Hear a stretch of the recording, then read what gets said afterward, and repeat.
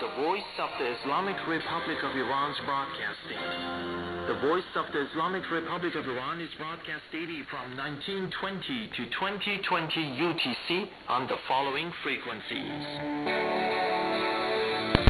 Shortwave 49 meters, 6,040 kilohertz for Europe, and 25 meters, 11,880 kilohertz for Southern Africa, and FM 91.5 megahertz for Tehran. You can also listen to the Voice of the Islamic Republic of Iran on Hotbird, Eutelsat 3B, and Iransat or BAT5, and via the internet. Our internet address is parstoday.com/en.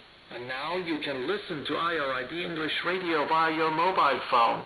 Please refer to our website for the details.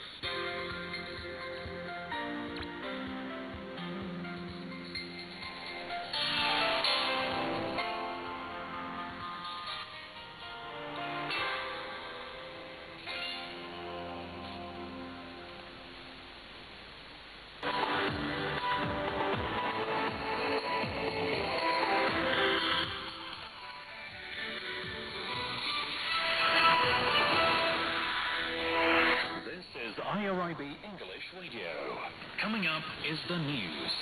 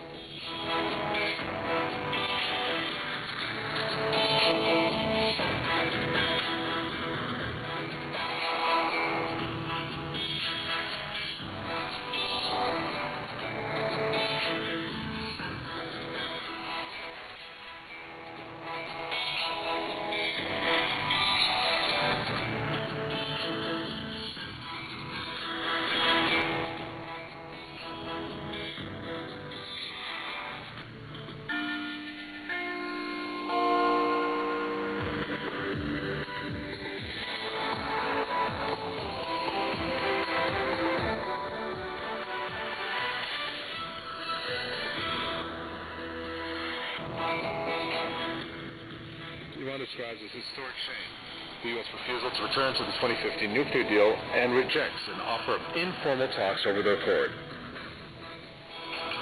The Alliance of UK aid agencies warned that the COVID-19 pandemic is worsening the humanitarian crisis in Yemen and in South Sudan.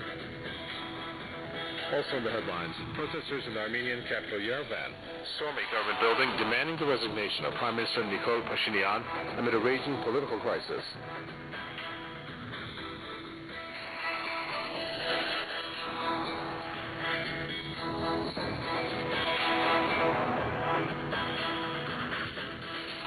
Studios in the capital Tehran. This is Mirz. Thanks for joining us.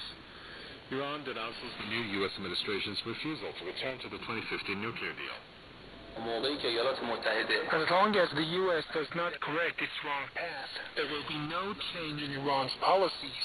For the last 2 months, President Biden's administration has not accepted to return to its JCPOA commitments, even verbally. This is a historic shame for President Biden. We are practically facing a different administration of what he had promised in his election campaign. Foreign Ministry spokesman Saeed Khatibzadeh says that President Joe Biden had a bad start regarding the Joint Comprehensive Plan of Action. He says that Iran has not seen any changes in the U.S. policies regarding the accord. Khatibzadeh noted that it is Washington that needs to initially act and lift the anti-Iran sanctions. He said that Iran will only return action for appropriate action. Khatibzadeh once again ruled out any informal meeting with the U.S. offered by the EU. He said that the EU should know that mutual respect and cooperation is the only way to resolve the issues. Commentator Brian Berletic says the U.S. and the EU try to force Tehran to pay the price for Washington's unilateral withdrawal from the Iran nuclear deal.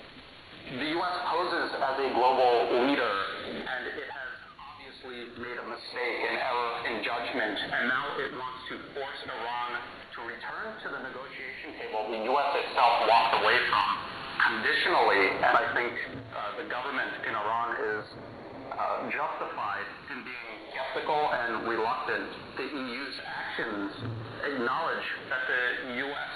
unilateral withdrawal from the deal was the wrong decision, that it was unjustified. They're telling a party of the deal that fulfilled its commitment that it needs to pay the price for the U.S. walking away from the deal. The EU should stand by its at face value commitment that the deal was violated by the U.S., not Iran, and they should continue forward with the deal. The International Atomic Energy Agency's Board of Governors has held a meeting to discuss a quarterly report. The agency's Director General, Rafael Grossi, talked to reporters after the meeting about Iran's nuclear program. Our correspondent Homolinsky joined us earlier with more details on the matter. The press conference just finished just a minute or two ago. And in that press conference, as you say, Mr. Grossi was asked questions about the recent bilateral technical understanding that was reached between Iran and the agency. And he said again that this is basically a 90-day opportunity, giving time for political negotiations to come up with a solution to what he described as a very complex situation. Now, the Director General has confirmed time and again that because of this temporary agreement that he was able to reach with Iran, the agency does have the current verification and monitoring ability that is needed to confirm, the types of activities that Iran is undertaking. But he said that he doesn't want the IAEA's work and inspections to be a bargaining chip at the negotiating table when it comes to the political talks. So what he was saying is that he hopes that all sides can continue with these discussions, but that he hopes that it will preserve the work of the agency. And I did ask him that if we assume that the JCPOA, for instance, does collapse and does not exist, where will that leave Iran and the agency? He did say, of course, that Iran, as an IAEA member state, as a signatory to the NPT, does have a comprehensive safeguards agreement with the agency that does give the agency some level of access to Iran. It will go back to that. Iran's defense military has delivered dozens of overhauled aircrafts and engines to the Air Force of the Islamic Republic of Iran. Iranian specialists prepared and overhauled all the equipment despite the ongoing sanctions that prevented Iran from acquiring needed parts. Salman Fajuri has more. Iran's defense ministry has delivered 9 military and transportation planes, 10 choppers, and tens of engines repaired at Iran Aviation Industries Organization to the Iranian Armed Forces.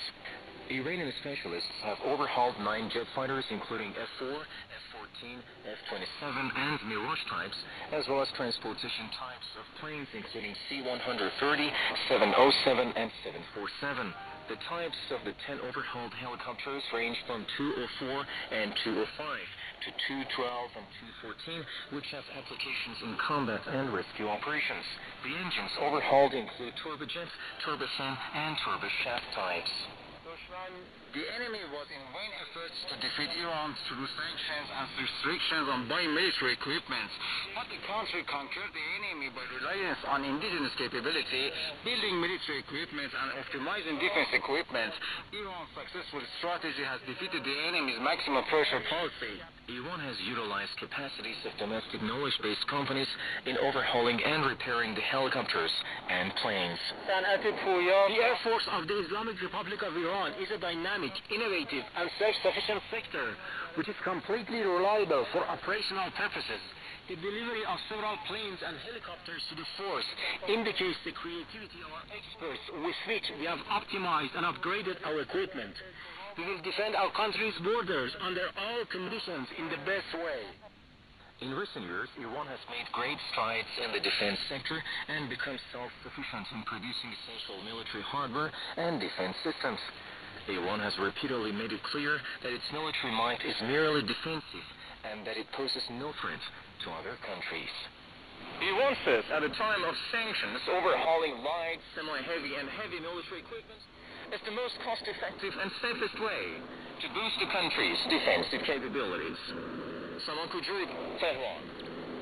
The Alliance of UK aid agencies have warned that the COVID-19 pandemic is worsening the humanitarian crisis in some fragile states, including Yemen.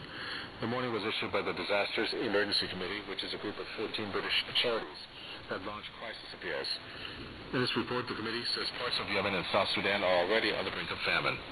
The report says the effects of the pandemic have crippled economies, making the world's poorest even poorer. Meanwhile, the United Nations has called for immediate funding to prevent large-scale famine in Yemen.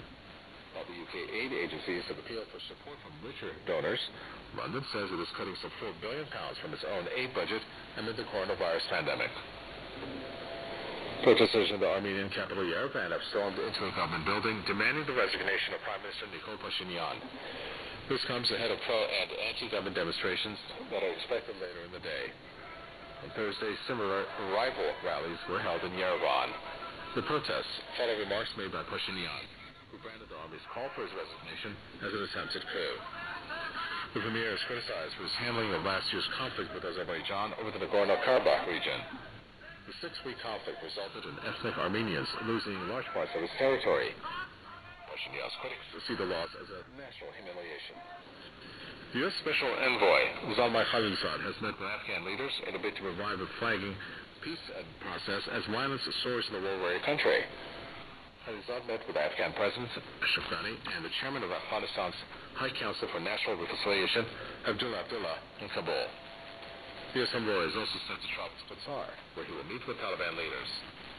Khalilzad's mission comes as a Taliban militant group has called on the U.S. and its allies to withdraw from Afghanistan by May 1st. The Taliban made the call on the first anniversary of the peace accord sealed with the U.S. and Qatar. Under that agreement, Washington is to pull out all U.S.-led international forces in May.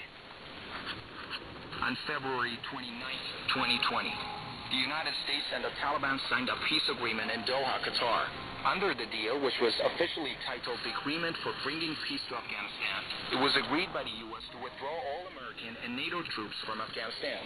Taliban also pledged to prevent al-Qaeda from operating in areas under Taliban control and to hold talks with the Afghan government. The agreement came more than 19 years after the U.S. invaded Afghanistan. It was after the September 11 attacks in 2001 when then-President George W. Bush ordered the invasion. Good afternoon.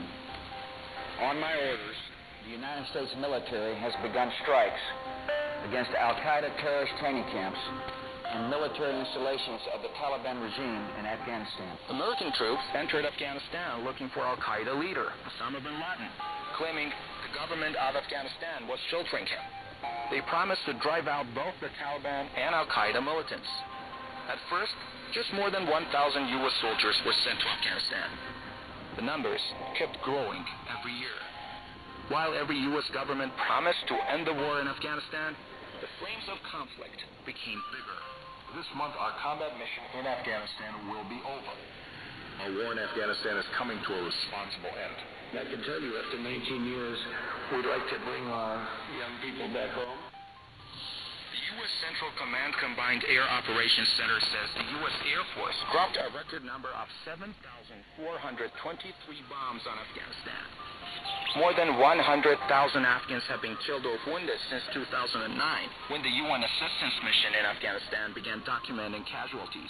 After nearly 2 decades, the U.S. invasion has achieved very little. Violence still rages on in Afghanistan, with thousands of people getting killed each year. Washington did not manage to drive out the Taliban. Instead, the militant group now controls much of the country.